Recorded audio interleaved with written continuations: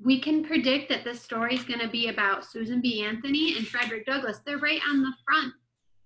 Are these photographs of them, or are these like just pictures or illustrations? Are they real pictures of them, or are they just like, are they real photographs of them, or are they just pictures? They're just pictures. They're just pictures. So it might be fiction. It might be true. Don't know. All right. Who is the author? There's a lot of names on the cover. Who do you think the author is? Danny Robinson. Oh, Kennedy, I forgot you were unmuted. Yep, Dean Robbins right here. Give me a thumbs up if you can tell me who the illustrator is. Who's the illustrator? Dean Robbins is the author.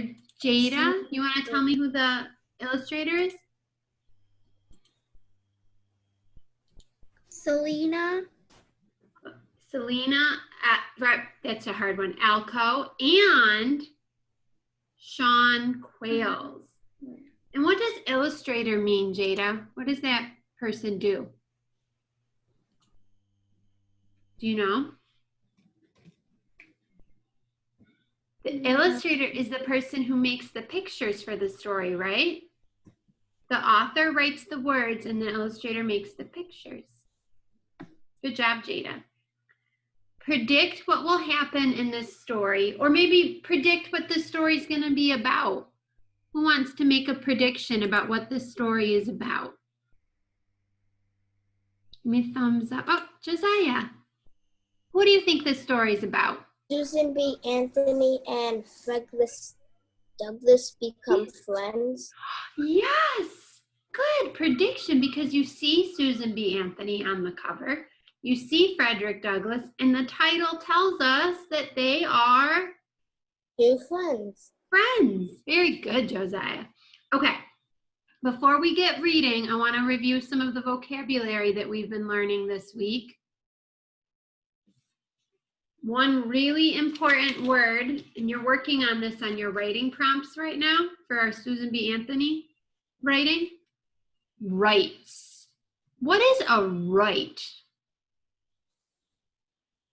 A right is something that you are allowed to do, right? And the government's going to protect you and tell you that you are allowed to do this. It's your right. You get to do this. What are some rights that you have?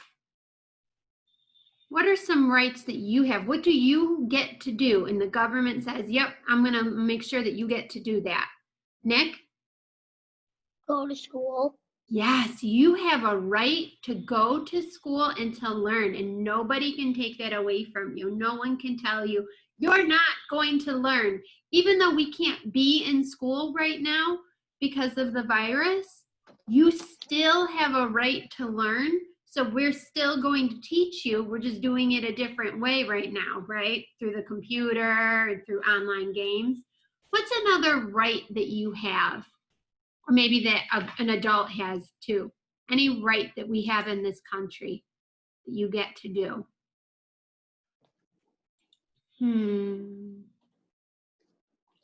Any ideas? How about we have the right to vote, right? We get to decide who's the president of the United States. Does anyone just get to be president if they feel like it? No, the people have to vote and decide. Right? We have a right to get a job, to make money, right? Any other rights, you guys? You guys have been writing some really good ones in your writing prompts that you're sending me. I really like them. Oh, Dominic, did you have, oh, no, Nate? You got what'd you say? To play. Yes, you have a right to play. When we go to school, do I take you outside for recess or let you have recess inside the classroom? Absolutely. You have a right to take a break and to play. I'm not going to make you learn all day without playing. Nope. Good job. All right, let's start reading. And we'll stop and ask questions along the way. So if you didn't get to answer a question yet, make sure you try and answer one before we finish. Two friends, Susan B. Anthony and Frederick Douglass. Oh, looks like it's winter time. There's snow here.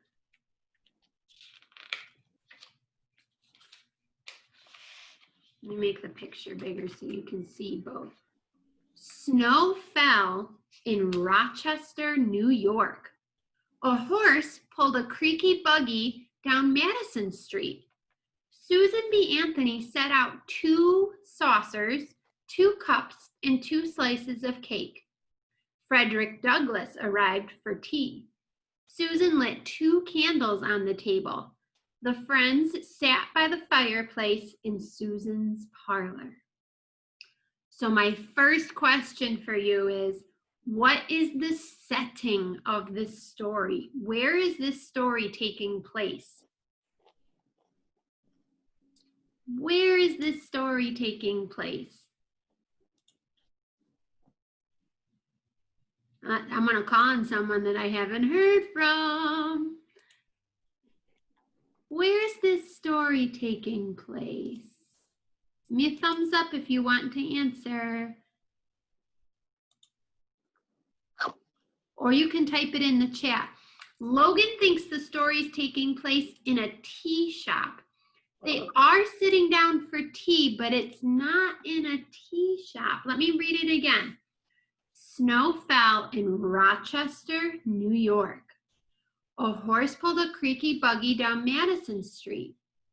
So we know that we have 2 locations so far, and the friends sat in the fireplace, or by the fireplace, in Susan's parlor. So I have 3 clues for you about where this story is taking place. Who heard one setting, one location? Logan says the parlor, and Jada helped out in the chat by saying at her house. You're correct. Yes, this is the parlor at Susan B. Anthony's house. And if you remember, let me see if I can pull this up. In our field trip, we went into Susan B. Anthony's house and we saw her parlor. A parlor is a fancy word for like a living room. And she had 2 parlors in her house. This is her parlor.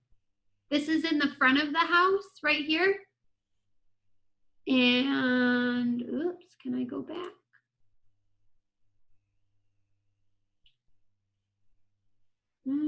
What did I do? So it could have been in that room that we just saw, or it could have been in this room, in the back parlor. Could have been one of those, but that's where Susan B. Anthony and Frederick Douglass sat down to have tea in real life. In our story, we can't really see the pictures of her parlor, but that picture right there, that's her real parlor. And we know, let me go back to our story here. We know that it's taking place in Rochester, New York, on Madison Street. And I wanted to show you before we start reading. I mean, we live in Rochester, New York, so we know what it looks like, but here's the world. Let me take you to Madison Street, where Susan B. Anthony's house is. So we're zooming in on Rochester right now. Right there, that's her house, right down here. This is Rochester, so you'd see lots of different places that you recognize. Let me see if I can zoom in. If we were in school, I would have taken you right here. Our bus would have pulled up on this teeny tiny little street, and we would have gone right here to her house. This is the back of the house. This is the front of the house. Cool, huh? All right. Let's get back to our stories. Those dresses, and Susan had many things to do. That or Tuesday, remember Melinda showed us one of Susan B. Anthony's dresses. This is Brian Owen. He said that was really uncomfortable. So Miss Melinda told us that Anthony used to wear bloomers. What are bloomers? Susan wore a kind of pants called bloomers. We know what they are. kind of pants. I can look in the picture to see what the pants look like. She wore them under her dress. She thought they were much more comfortable than that big dress. As a girl, Susan wanted to learn what boys learned, but teachers wouldn't let her. Girls didn't need to know about important subjects. They should grow up to raise children, and that's all. Susan's mother could vote or own a house or go to college. Very few women could. So those rights that we were talking about, how you have a right to learn and go to school and get an education, women weren't allowed to do that.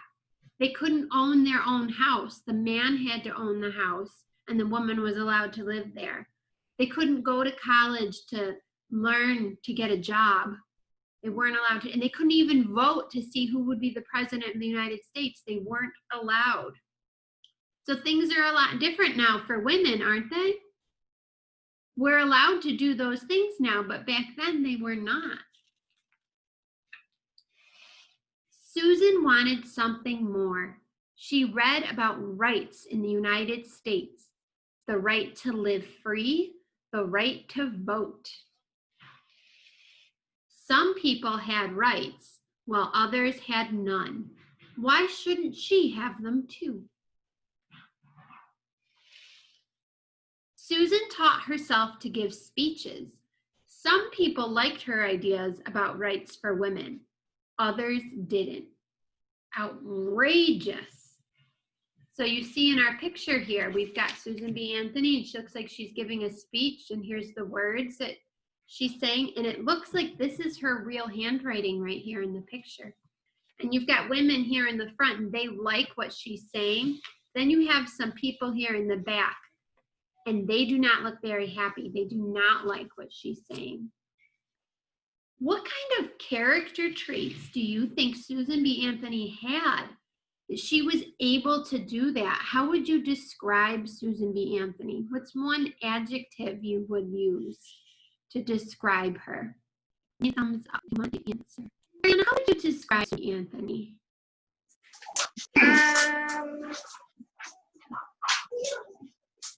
What do you think? She tried to women's rights. She did try to fight Ariana. Liz also messaged in the chat and said she was brave. So that helps with Ariana too. Nancy tried to fight, and she was very brave. Are there any words you guys would use to describe Susan B. Anthony? No. I think she was very hardworking, very smart. Here's Brenda say hello. Jada says strong and smart.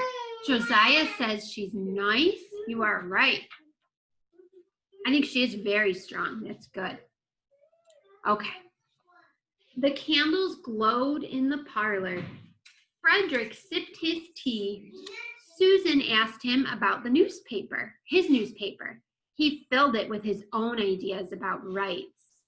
Everyone is talking about my new issue, he said. So now look, the words are coming out of Frederick Douglass's cup. That's to show you that he also has words that he wants to share and ideas he wants to share. Susan B. Anthony shared her ideas by giving speeches in this book, and now Frederick Douglass is sharing his ideas. How does he share his ideas? Susan asked him about his newspaper. He filled it with his own ideas about rights. Everyone is talking about his newspaper. So how is he sharing his ideas? You can message me in the chat, or you can give me a thumbs up. How does Frederick Douglass share his ideas with people?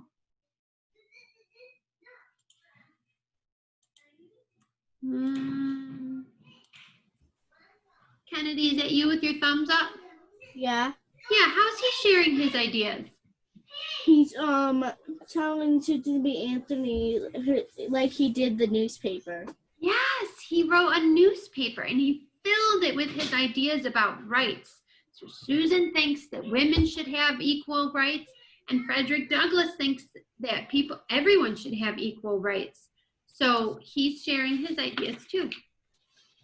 Let's learn about Frederick Douglass. Frederick grew up as a slave in the South. Slaves had to do everything the master said, but Frederick wanted something more. He secretly learned to read and write. New ideas thrilled him. Why do you think he had to learn to read and write in secret? I mean, you go to school and you learn to read and write. I'm helping teach you how to read and write. Why did he have to teach himself in secret? That doesn't seem fair. Why was that? You can message me in the chat or you can give me a thumbs up, but I want to hear from everyone, okay? Jada?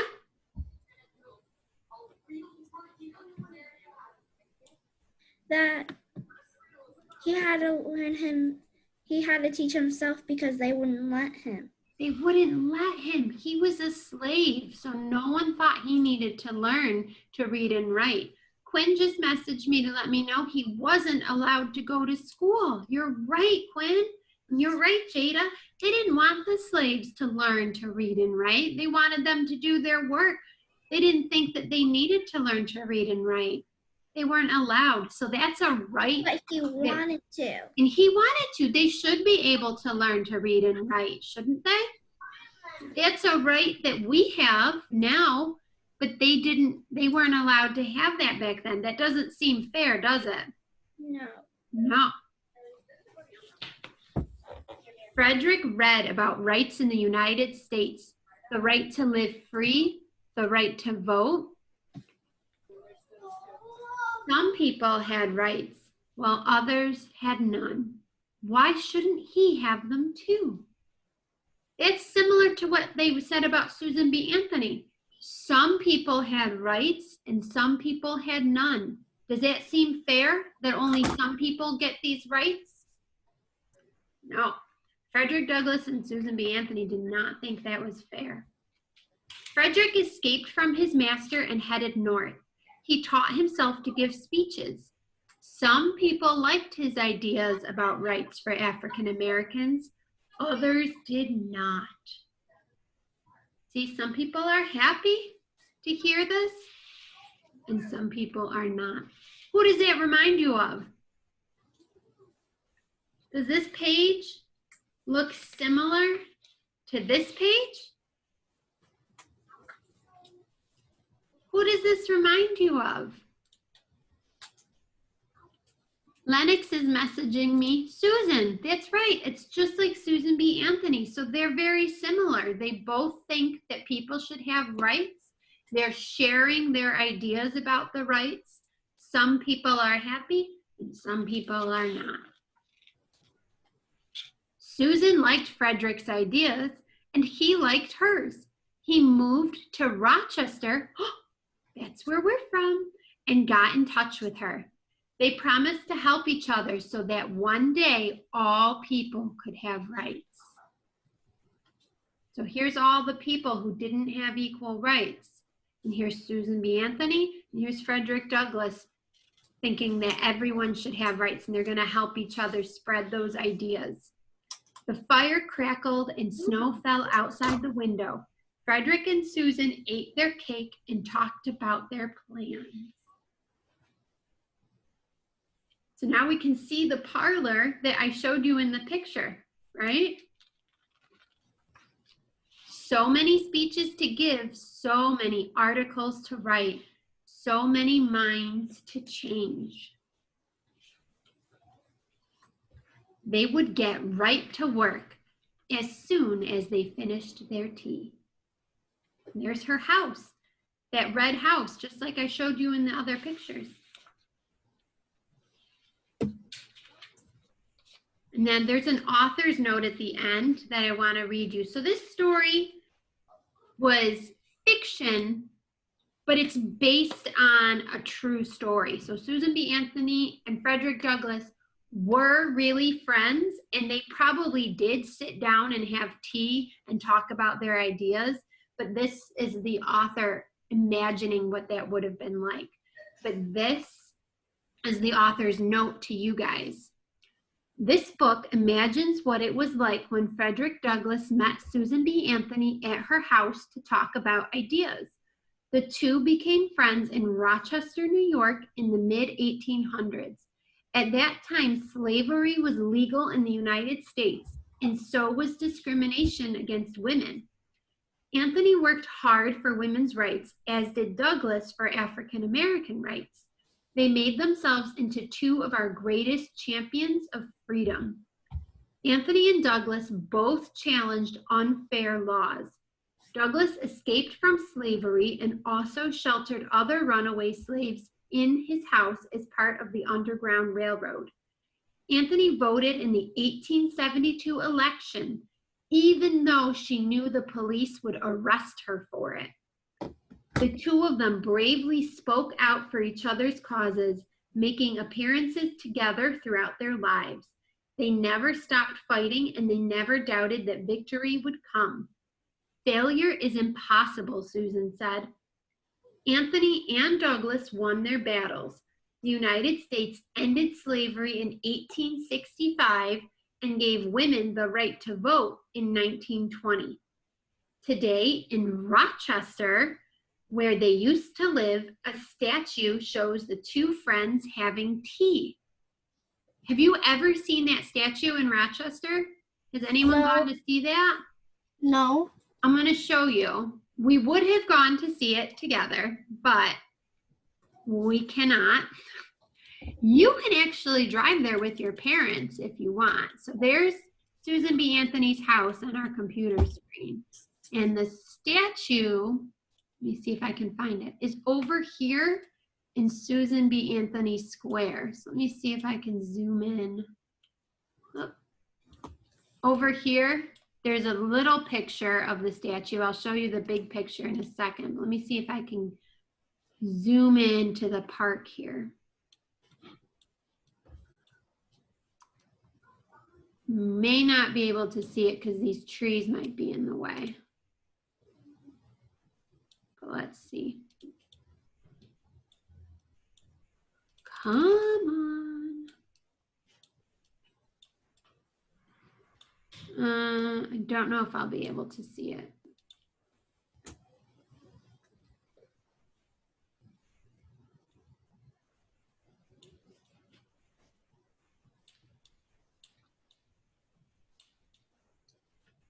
It's somewhere over here.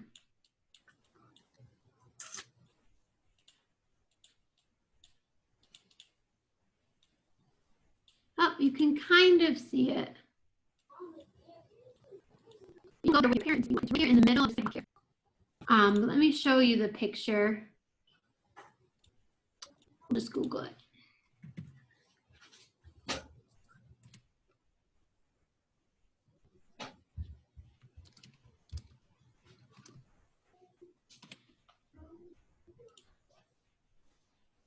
There we go.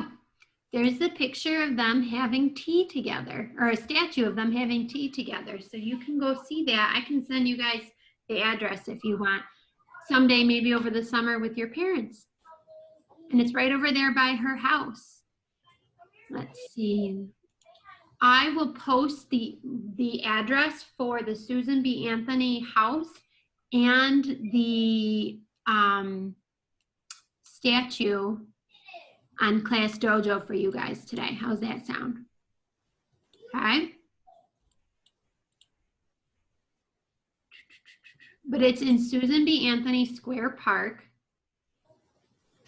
which is on 39 King Street. Okay. But I'll post the link to that on Class Dojo for you today. All right, how cool is that? That's just some history right here in our own city. We're gonna go over here and do our worksheet together, and then that way you won't have to do it on your own today. We're gonna make a connection between the two characters in this book. So who was the first character? Who's the first person in our story here? This is an easy question. This would be a good one for someone who hasn't answered something yet. You can type in the chat or you can give me thumbs up. Logan says, Susan. Susan B. Anthony is our first character. Susan B. Anthony. Who is the second main character in this story?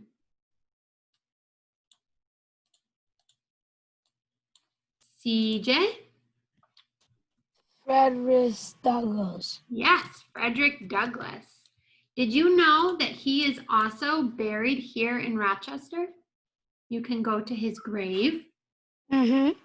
And we will do that tomorrow during our virtual field trip that I'm going to send you on. And you can go maybe over the summer with your parents to see it too. I took Brecken and Maddie with me. All right. What is something important about Susan B. Anthony that we might want to write down? What's something important that she did that we learned in this story or that you learned maybe on our field trip? What's something that Susan B. Anthony did that was important? What did she fight for? You can type in the chat or you can just give me a thumbs up. What did Susan B. Anthony fight for? What did she want?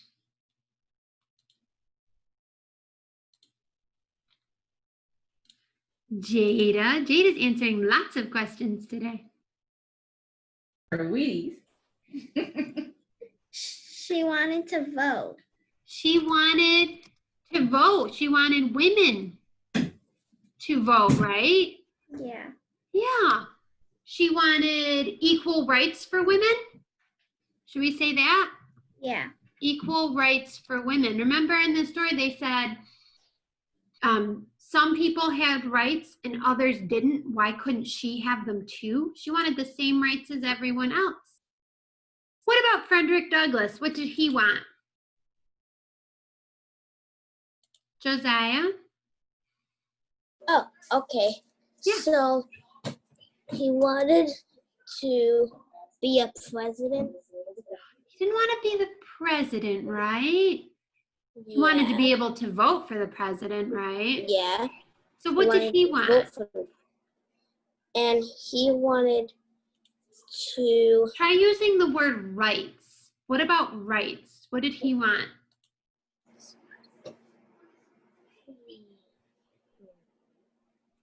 Did he want some kind of like Susan, right? Yeah, kind of like. So what did he want? What was he wanted about?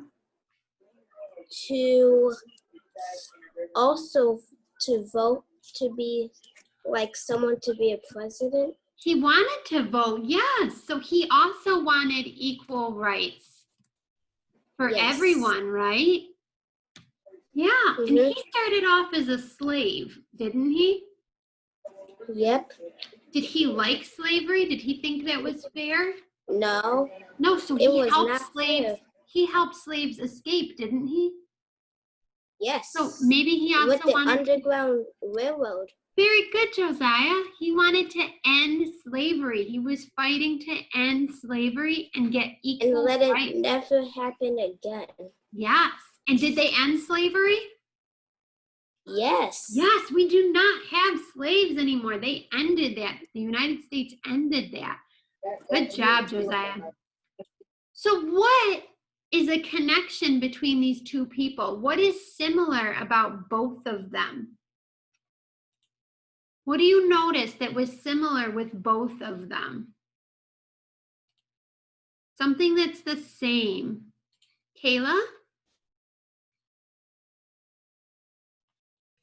They both wanted equal rights for something. Yes, they both wanted equal rights. Very good. How did they share their ideas with everyone? That's similar, right? How did they share their ideas?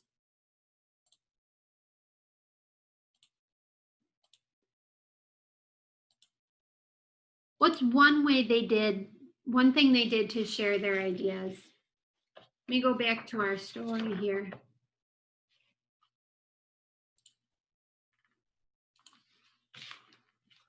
You can see what's Frederick Douglass doing in our story.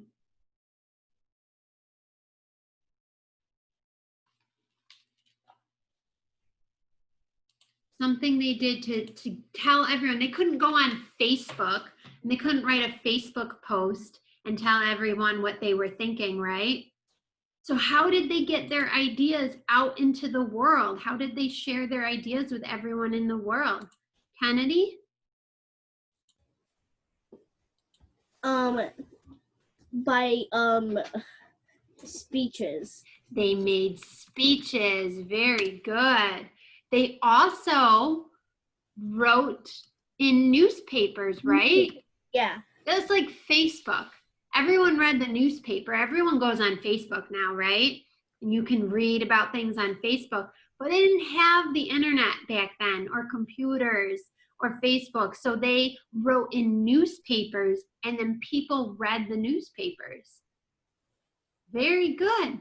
All right, tell me, thumbs up or thumbs down? Did you like that story? Thumbs up. I really like that story because it talks about Rochester, New York in it, and it talks about the statue and her house. I think that is so cool. All right, so tomorrow, you remember how we did the virtual field trip to Disney World, and I gave you a website and you had to go through it and you watched videos and you saw pictures? We're gonna do that tomorrow, but instead of going to Disney World, you're gonna go to Rochester.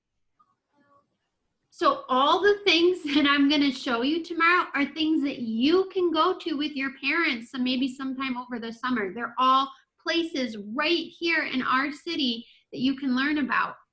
And I bet that you guys haven't been to some of those places. Has anyone been to Susan B. Anthony's grave? Not Kennedy has. Not a lot of people have. I didn't go until like 5 years ago. I didn't even know. So you can go there. It's in this huge cemetery, and you can walk around, and there's lots of trees, and it's really pretty. But I'll show you tomorrow with some videos and some photos, because I went there on Tuesday. I went to a place and I saw a statue of Frederick Douglass. Yeah, in Rochester? Yeah. Very cool. Yeah, so all the places that we're going to go to went to tomorrow, Highland I'll Park. give you the addresses so that you can go visit them, maybe take like a field trip with your parents over the summer. Sound good? Mm-hmm. Does anyone have any questions? I saw the statue of Frederick Douglass at Highland Park. Oh, yeah. Quinny, did you have a question? My dad trims the trees there. Oh, really? At Mount Hope Cemetery? Yep. That is very cool. There are so many trees there. It's a You have to be huge- really careful. I bet, because all the graves are really old, right? Yeah. When we were walking through on Tuesday, we saw some of them are so old that they were broken in half. But Yeah, I went so to see cool. Frederick Douglass. I saw Frederick Douglass's, and Honey, Grandma's puppy's here. can you please leave? Thank let you. me show you. My brother. I Oh, went yeah. to see Frederick Douglass's grave and Susan B. Anthony's Cool. at Highland Park. You're going to see them. They're at Mount Hope Cemetery, which is near Highland Park. Yeah.